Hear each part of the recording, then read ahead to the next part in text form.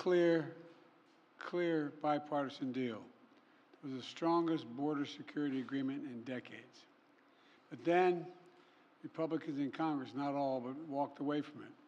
Why? Because Donald Trump told them to. He told the Republicans, it has been published widely by many of you, that he didn't want to fix the issue, he wanted to use it to attack me. That's what he wanted to do. It was a cynical and an extremely cynical political move, and a complete disservice to the American people who are looking for us to, not to weaponize the border, but to fix it. Today, I'm joined by a bipartisan group of governors, members of Congress, mayors, law enforcement officials, most of whom live and work along the southern border. They know the border is not a political issue to be weaponized. The responsibility we have to share, to do something about it. They don't have time for the games played in Washington, and neither do the American people. So today, I'm moving past Republican obstruction and using the executive authorities available to me as president to do what I can on my own to address the border. Frankly, I would have preferred to address this issue through bipartisan legislation, because that's the only way to actually get the kind of system we have now that's broken, fixed, to hire more Border Patrol agents, more asylum officers, more judges. But Republicans have left me no choice. Today, I'm announcing actions to bar migrants who cross our southern border unlawfully from receiving asylum. Migrants will be restricted from receiving asylum at our southern border unless they seek it after entering through an established lawful process.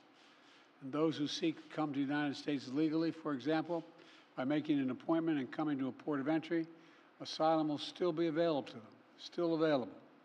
But if an individual chooses not to use our legal pathways, if they choose to come without permission and against the law, they'll be restricted from receiving asylum and staying in the United States. This action will help us to gain control of our border, restore order into the process. This ban will remain in place until the number of people trying to enter illegally is reduced to a level that our system can effectively manage.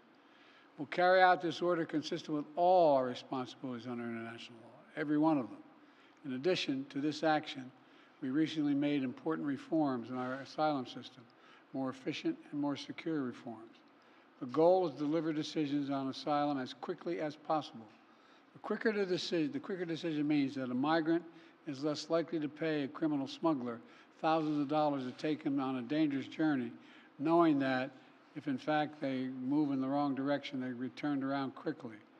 And 2 weeks ago, the Department of Justice started a new docket in the immigration courts to address cases where people who've recently crossed the border and they make a decision within 6 months rather than 6 years, because that's what happens now.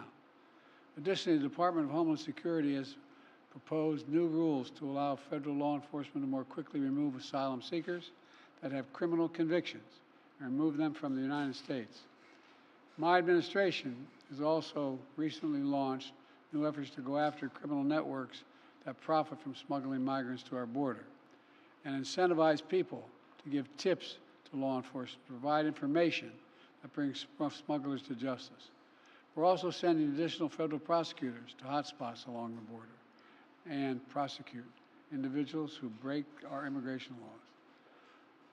One other critical step that we will be taking, and that has made a huge difference. We continue to work closely with our Mexican neighbors instead of attacking Mexico.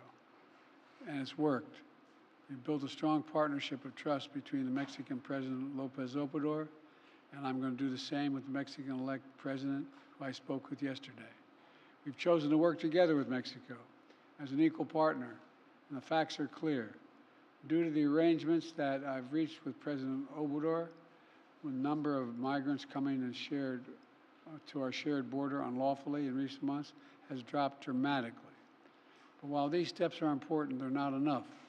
To truly secure the border, we have to change our laws, and Congress needs to provide the necessary funding to hire 1,500 more border security agents, 100 more immigration judges to help tackle the backlog of cases, more than 2 million of them, 4,300 more asylum officers to make decisions in less than 6 months instead of 6 years, which is what it takes now, and around 100 more high-tech detection machines to significantly increase the ability to screen and stop fentanyl being smuggled into the United States.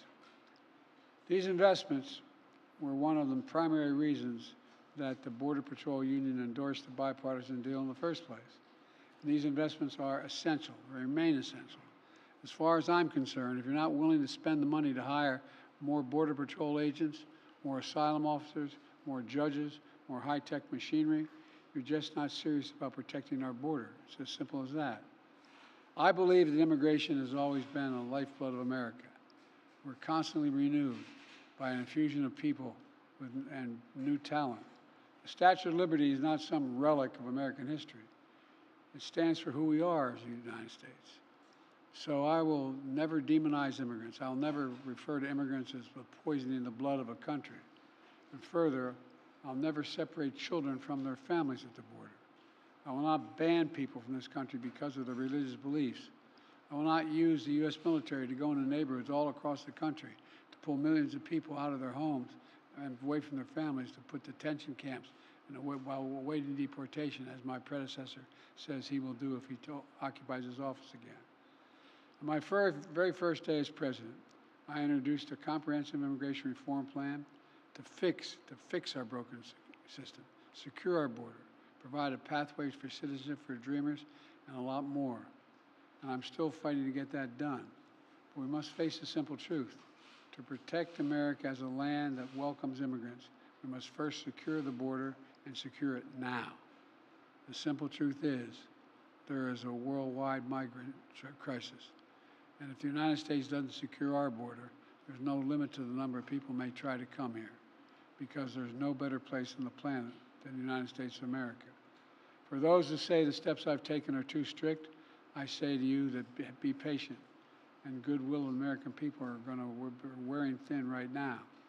Doing nothing is not an option. We have to act.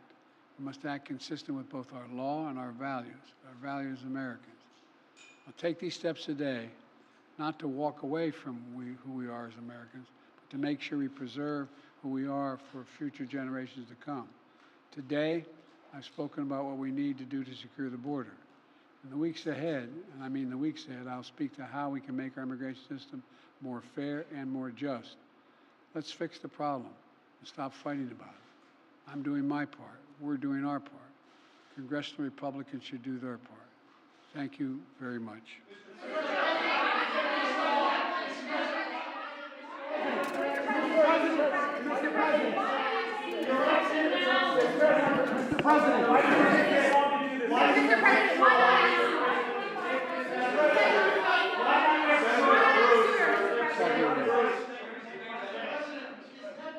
Playing politics with the war.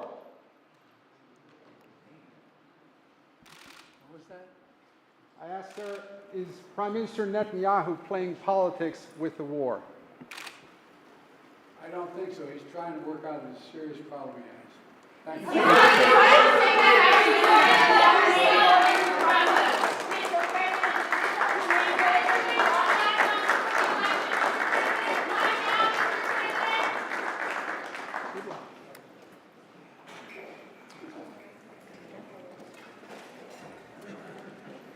Keep it short. There's much room for nuance.